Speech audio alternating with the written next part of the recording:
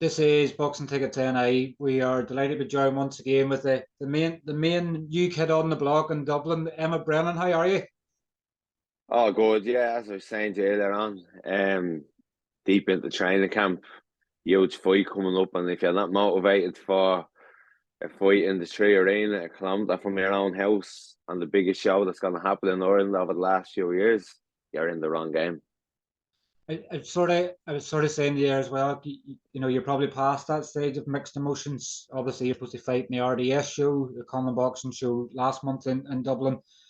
I guess as you found early on as a pro, until you get into the ring and the gloves are laced up and the referee says let's fight, and then can sort of happen in the sport. So for you, in some ways, it's probably good that it's happened early on where a fight's cancelled because boxing isn't all sunshine and rainbows, as they say. Yeah, like at the time, obviously, at the time it was obviously gutting. You're getting ready for a fight. You've sold your tickets. You got your sponsors on board. You've just about to get your kit. You've done all the work, and then a week to go, the show gets cancelled. But look, you get told about this before you go into the game until it actually happens to you, and you know that feeling, the gut wrenching feeling of it happening. Now, I had a feeling a week or two before that was happening, and Darren was also working on the fight for November 25th in the background. So I had a feeling that we were going to go on the November 25th show. So obviously I was gutted.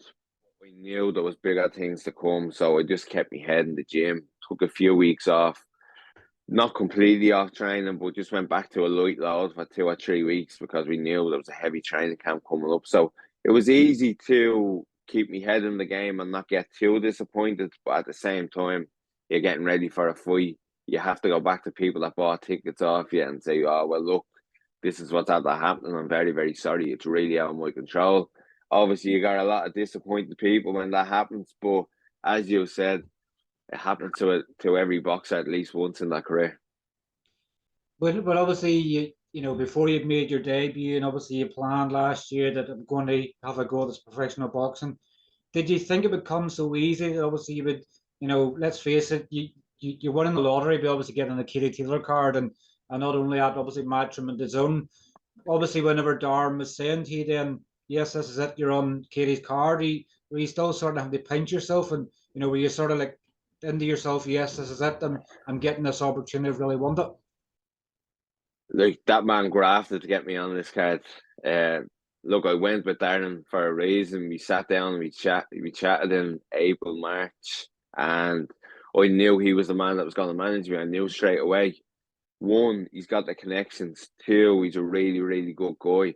And three, I just felt he was a good manager and a good fit for me. So not very surprising that we're getting the opportunities when he is your manager because he's got so much connections in the sport. But at the same time, it is a pinch me moment. As we said earlier, I'm fighting a kilometre from my own house. First time fighting in Dublin since 2019. Only my second professional fight. And who I'm fighting a lad that's probably the best on the domestic scene. He's unbeaten. Definitely has the best record. So it is a pinch me moment. It's a great opportunity in only my second fight. It's probably an opportunity that people probably wouldn't look for, but this is the fight that we look for. We looked for Jimmy Morrissey. That's the fight that Darren put to Matchroom. So it's us that went looking for this fight, and obviously Matchroom might have seen a little bit of potential in the fight. They seen two good lads looking to fight each other, which doesn't happen too often.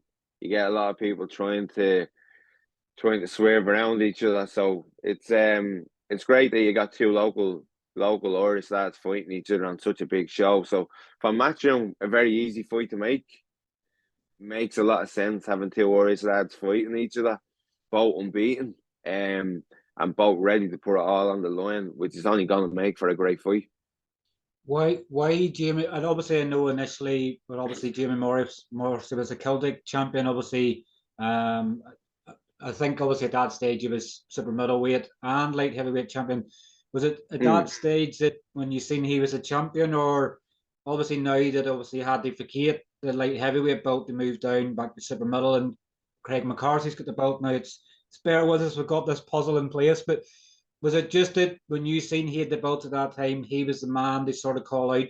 He obviously doesn't have the belt now, but why Jimmy Morrissey probably in this respect now that he doesn't have the belt? Is it because you know he'll turn up and he'll come to fight? A few reasons. First initially we wanted to try to get Jamie Morrissey on the debut, and he was Celtic champion, I think, at the time. Celtic champion at 2 weights, so he's super middleweight, and he was light heavyweight champion. You look at his record, he's the only one on the domestic scene that hasn't been beaten, so he has the best record on paper. He's the best fighter. So that's the boxing reasons. You look outside of that, he would be willing to fight. You know he's going to turn up. You know when he turns up, he's going to come to fight. He's going to make a good scrap of it.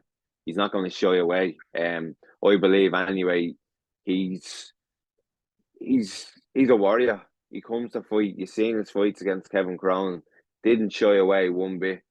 He would be willing to build a fight. He's not just going to sit back and let the fight happen and accept he's on a Matchroom show. As I said to you earlier on, this is a fight that's very easy to build, and you never know. We could actually open the main card if we build a big enough of a profile out of it. We've seen him as the ideal match for something like that. Again, he's a good fighter. 6 wins, he's 1 draw. We've analysed his fights. He's a decent lad. He's a very, very, very winnable fight. We see for ourselves. But out of everyone on the domestic scene, we see that as the biggest and the best fight. So why not have that on the biggest show that's going to happen? He's obviously, I've obviously spoke to Jimmy quite a lot of times, and not only does he have a big set of balls, he'll fight anybody. He's a gentleman, obviously. He's, I guess, obviously, when you come in, like a lot of boxers, obviously, when you speak to him in person, you obviously realize how kind and how considerate and everything else like that is. Have you fought someone his height before? Because obviously, making 168, I think he's about 6'7". Have you fought anybody that tall before? Yeah, so look, historically, I fight better against taller lads. And you look at all my wins throughout the last 6 or 7 years. Conor Wallace, Thomas O'Toole, Stephen Broadhurst, lad I fought in the Olympic qualifiers from Switzerland. These are all 6'2", 6'3" lads. All lads a lot bigger than me. And for me, I find taller lads a lot easier. Just wherever it is, my style gels with them. So that's another reason why we're thinking why we'll have his number. I just, wherever it is, inspiring and fighting, I deal really well with tall, lean guys. At the moment, I'm sparring King Cowley, Gavin Rafferty, Wayne Rafferty, all these lads are 6'3". Very, very good lads. Very, very skilled. Very tough. Wayne and Kane at the moment are a lot heavier than me. So I'm fighting bigger. I think these lads are better as well than Jamie. Again, no disrespect. They're top quality lads. So the sparring that I'm getting at the moment is excellent. It's literally tailor made to what I'm going to get on November 25th. So yeah, for me, I just really the sort of the long lean style. It suits my boxing style. For obviously Jimmy Morrissey has no amateur background as a boxer. Obviously, he spent a lot of his time in Muay Thai and everything else. Obviously, he's going to be a bit unorthodox, obviously, in the fight. Not probably what you might be used to, obviously, having. Will it probably maybe take you a bit of time to sort of adjust to that? Obviously, he's not probably going to throw straight hands, probably nearly in the same way. He seems to sometimes crouch down to the opponent's size and things like that. Will it take you a bit of time to adjust? Obviously, other people you sparred and obviously been in the Olympics and everything else, you're fighting guys that are really top standard. No disrespect, obviously, to Jimmy, and I hope it doesn't come across in this way, but he's not all that standard. So will it take you a bit of time to adjust to the way that Jamie boxes? No, I'm sparring King Cowley at the moment, who's 6'3". He's a Muay Thai fighter. He's an MMA fighter as well, and he's bringing in 1 or 2 of his friends, hopefully over the next 2 weeks, that are the same height and same sort of style. So I'm getting that in my sparring, and that's something that we had looked before this training camp to say, well, look, he could be a little bit awkward. He could be a little bit unorthodox to the usual style that you're used to. So part of the reason why we're sparring Kane, 1, he's 6'3". 2, he's a Muay Thai fighter. and 3, he's a very, very good fighter. So we're getting top class rounds with him. I done 6 rounds with him last Friday. I'll do another 6 this Friday. Then next week we'll bump that up to 8 rounds. So the sparring that I'm getting is top quality. It's probably as close as I'm going to get to Jamie Morrissey. You can never obviously get the exact same style and the exact same person in front of you, but we're getting as close as to Jamie Morrissey as possible. And one thing we're not doing, you talked about no amateur background, and I've looked into that myself. We're not overlooking this fella. As you said, he comes from a Muay Thai background. Muay Thai lads are tough as nails. They will come all day. They are, all they want to do is fight. They're built for war. They've been in wars their whole life. So we're not overlooking them. We're not overlooking them one bit, because for both of us, this is a world final. This is a huge opportunity. A win for both of us on this show is going to set up some massive nights for both of us. Is it obviously how you know, sometimes when fighters say things, and you'll obviously understand it as well. You obviously say things to motivate yourself, you know, and it's not disrespect another fighter, but I think you sort of said that, you know, you're coming there, and I think you actually said as well, maybe you're going to stop him as well, and you're obviously going to put on a big performance. Is that more for you to build and motivate yourself up rather than being disrespectful in a way to the fighter? Yeah, I'm not. Look, I might have come across a little bit disrespectful to Jamie. I'm not sure if I have. I just put out there what I put out. None of it was supposed to be disrespectful, but I genuinely, I can stop him within 4 rounds. I honestly think that it's not being disrespectful. It's my thought process on the fight. I've had a look at what he's good at. We've had a look at what he's bad at. And I think I can exploit it. And I think I can get him out of there within 3-4 rounds. That's what I personally think. I'm training him and building myself for an 8-round fight. If it goes the 8 rounds and it's a war, I'm going to be ready. If I get him out of there in 4, great. But I'm building and getting ready for an 8-round fight. And as I said, an 8-round war, because I know he's going to stand toe to toe. He's going to come and he's going to stand in the trenches with me, and he's going to go toe to toe. At some stage in the fight, that's going to happen. I feel I'm physically a lot stronger, defensively a lot better, technically an awful lot better. So I feel when that does happen, it's going to just play to my advantage. You can obviously prepare for everything, obviously within the fight, obviously tactics, obviously training and everything else. I guess the one thing you can prepare for is obviously the atmosphere walking out at the 3 Arena. You've obviously been at the Olympics and everything else like that, so you prepared to the sort of highest standard for that. But obviously nerves, you know, you're going to lie if you're going to say you're not going to be nervous walking out in the 3 Arena, particularly from what you've been through and starting into the pro side of things very late on. How do you sort of prepare yourself for them nerves of walking out in the 3 Arena?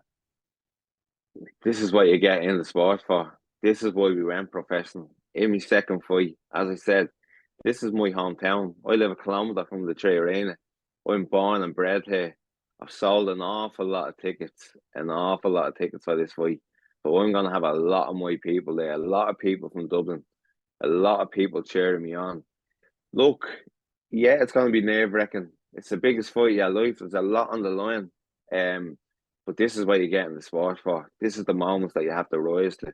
These are the nights when you're out training on your own, running on your own, doing the strength training on your own, not eating bad, making all the sacrifices. This is what you do it for. You do it for nights like this. As I said, if you're not up for a fight like this and you're not ready to walk into an arena like this in front of how many thousand people are going to be there when we fight, you're in the wrong game, because this is what I'm made for. I'm buzzing for it. Like I really can't wait. Obviously, it's a nerve-wracking moment. You're going out in front of this many people. It's going to be live, probably to over 100, 200,000 people. This is what dreams are made of. This is exactly what I've seen when I signed with DAZN, when we went professional. We've wanted these nights. Did we think it was going to happen in the second fight? Probably not. But I've said to you and I've said to other people, I wanted the best in the domestic scene straight away. A lot of people say stuff like that and then they sort of avoid it. We went for it.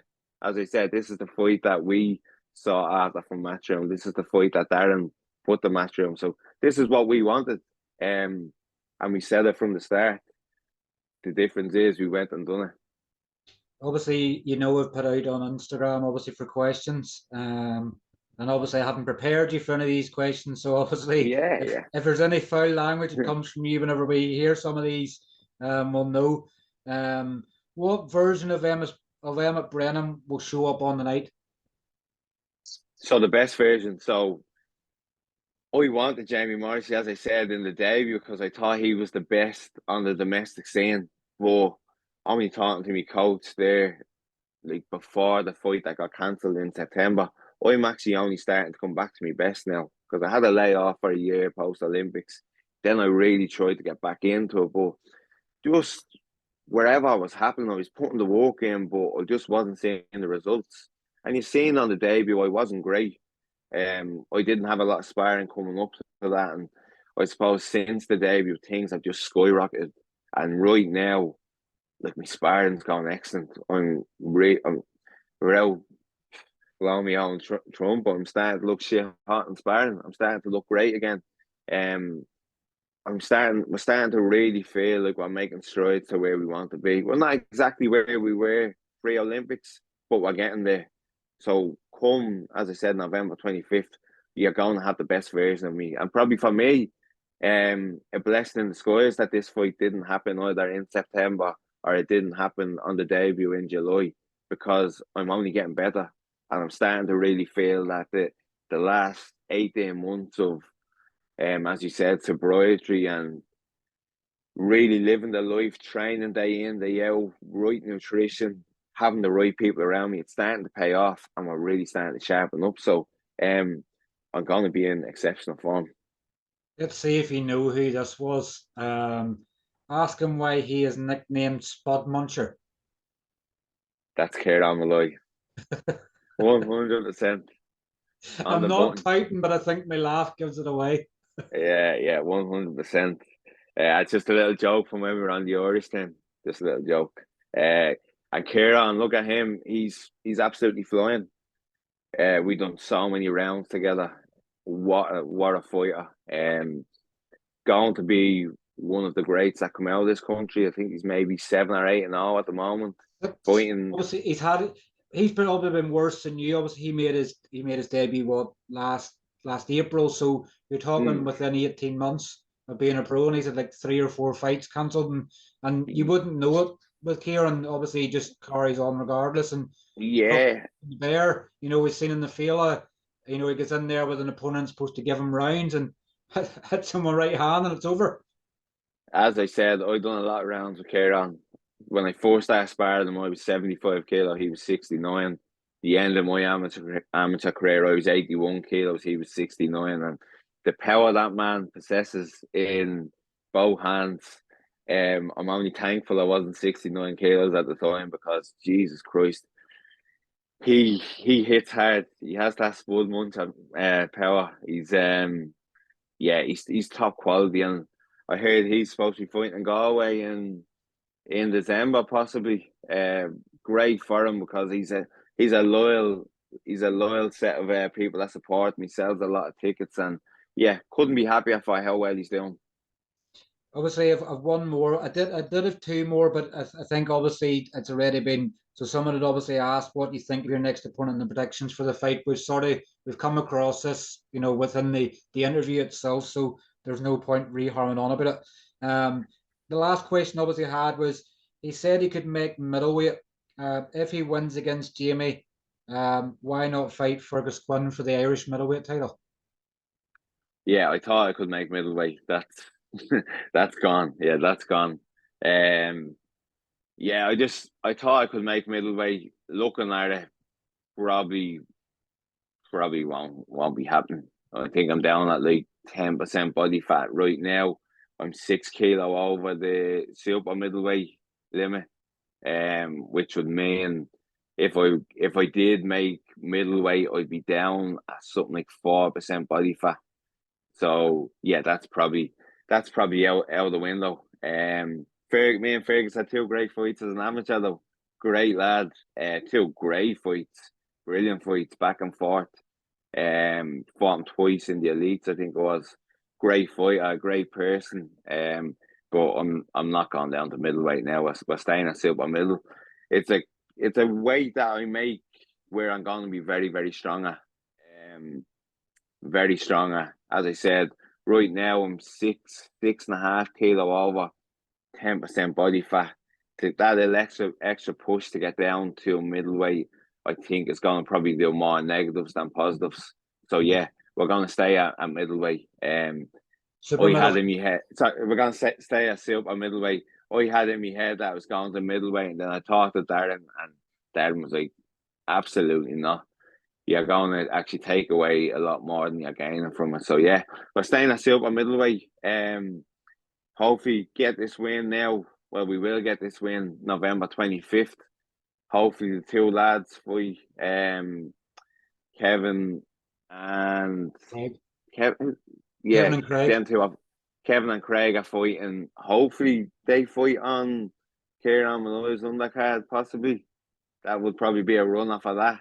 And then the winner of both fights fight each other in February. That would be the perfect scenario. The top lads on the domestic scene at super middleweight, going head to head. That's what you want. You want these domestic fights, lads that are prepared to fight each other. And not only that, we all get fights, we all get activity, we all get paid. The main thing, that's what you want as a fighter. Whoever's the best in the division will come out on top of that and probably go on to the European route or some sort of different route. I know obviously it's sometimes unfair to sort of ask obviously what's going to be next, but obviously as you sort of touched on, Kevin Cronin and Craig McArthur are supposed to fight for the Irish title, and it's sort of holding up the Celtic title at the moment as well. At what sort of point do you sort of after, and I say, I'll ask Jamie the same questions later on, but at what sort of point then do you go, you have a time limit, for these two guys to fight? And the problem we have at the moment is getting them a fight and getting them probably the right money for the fight. But at what stage do you go, do you set a time limit to go, that these two have to have fought before you have to move on and look somewhere else? Say maybe, a big one that's moving through at the minute is the British Boxing Board Celtic title. It's a 10-rounder. You can obviously fight English, Scottish, and Welsh opponents. So will there come to a stage where you go, I can only give this so long before you have to move on and look at somebody else and a different opportunity? Yeah, like I know there's a hold up on the two lads fighting. Like eventually you're gonna have to accept that the fight has to be made. You can't hold out and probably keep that title hostage for so long. You eventually have to fight. Like when are you gonna fight? If you're not gonna fight now, when will it be? I know that probably money is the problem, is it? I don't know. I Money think I may think be the it's problem. I think the problem at the moment is obviously and I think it might potentially still be in the running for the same card as you. I think it depends on if there's slots and stuff available, but I think the money was sorted, but it's just getting the platform for it. Yeah, let's be honest, you're not going to make life changing money out of it anyway. So, money probably shouldn't be the main motivator. Again, you just want to fight and you want to fight the best in Ireland. You want to fight them as soon as possible. So hopefully that happens before Christmas, and then both fights will be like a semi-final. The winner of each fight go on and fight each other, probably February or March for the Irish title. Again, the two losers can probably fight for the Celtic title. So we're all staying active. We're all getting fights. As I said, we're not making great money, but we're getting paid. That's what you want. If that doesn't happen, we'll look at different options. But ideally, that's the route you want to go. There could possibly be the probability that on the Kate Taylor undercard we fight for the light heavyweight Celtic title. That's I think I'm not sure if Jamie still holds that or he had to vacate it. I think He he had might hold it. I think he had to vacate it, obviously moving back down to super middle, but then the fight obviously didn't happen at super middle because he was on this and the opportunity just couldn't roll the dice with. But I think Yeah. it's been vacated. But I guess sometimes you don't need the belt. Obviously, for you to get your first professional belt, obviously that's what you want. But I guess for Jamie, probably he looks at it and going, I've had it before. What's the sense of fighting for it again unless he's still the holder of it? Yeah, and look, at the end of the day, as we said, you want to build this fight up to the biggest profile and get the most out of the fight. Call it a spade a spade. If there is a title on the line, the fight is worth more. There's more eyes on it. It's for the Celtic title. It just sounds a lot better for people from the outside looking in. So you do want this fight for the belt. And I'd be happy to fight for the light heavyweight belt. You can fight for that belt at a catch weight of maybe 170 pounds, and you're still getting ranked at super middleweight as well as light heavyweight. So there's options there. There is options. In an ideal world, it would be for the super middleweight Celtic title, but that's, me and you probably know that's not going to happen. Unless that fight gets sanctioned for the Irish title and gets made in the next week or two. A bit of luck that does happen, and it'll be for the Celtic super middleweight. But look, there's loads of different options, and post November 25th, I'm 100% sure I'm going to win. I've seen it in my mind already. As I said, I'm training day in, day out. I have the right sparring partners in. I'm pushing myself to hell for this fight. I'm going all in on it. I know for a fact we're going to be on another Matchroom show. This isn't the first and last time we're going to be on a Matchroom show. We're going to fight again on the Matchroom show. I plan on putting an explosive performance in. Whether the Matchroom show is in Ireland, whether it's in England, whether it's in New York, I know for a fact we'll be on a Matchroom show again. We don't plan on just having one show and never being there again. We're training for a huge performance on November 25th. I guess obviously another guy in Dublin's that obviously is progressing it very well is Pierce O'Leary. So you want a big bang moment, a highlight reel knockout, obviously gets people's attention and obviously gets you back on Matchroom again. Yeah, look, as I said, I want this fight done in 4 rounds. I'm training and I'm building for 8 rounds, but I want it done in 4. I want that explosive knockout, the highlight reel, people talking about me. Yeah, this is your first opportunity at this level. You want to make it worthwhile. You want people talking about you. This is what you train for. You don't train to go out there and get an 8-round shutout, wide points win. That's not what you want. That's not what Matchroom want. That's not what people that are paying a lot of money for their tickets for. They don't want to see that. They want to see an explosive fight. And look, I have the right dance partner. Jamie's going to meet me head on in the middle of the ring. We've seen his previous fights. He's a Muay Thai fighter. He wears his heart on his sleeve. He comes to fight. It's going to be one hell of a fight. For however long it lasts, it's going to be toe-to-toe in the middle of the ring. Well, look, obviously, well, thank you very much for your time as always. Obviously, I know you're going training here now in less than an hour, so it's preparing yourself to be out in the cold and everything else. Just over 5 weeks out, I think you had put up yesterday. I think it was 41 days. So it must be 40 days to go now. I think we're down to 39. I think 39, and as I said, you don't realise them days coming in. It's going to fly in.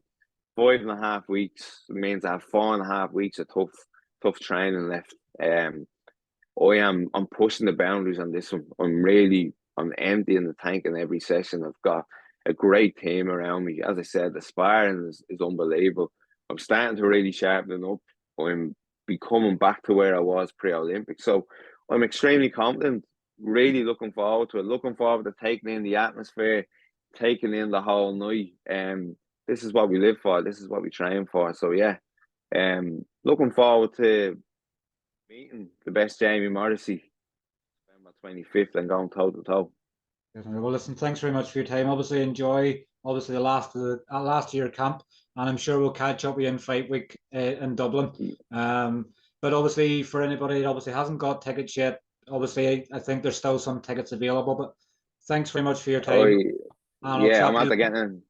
I managed to get myself another 30 tickets this week, so most of them are gone. I think there's about 10 left, so that's up over 600 tickets. I think we've done, which is great.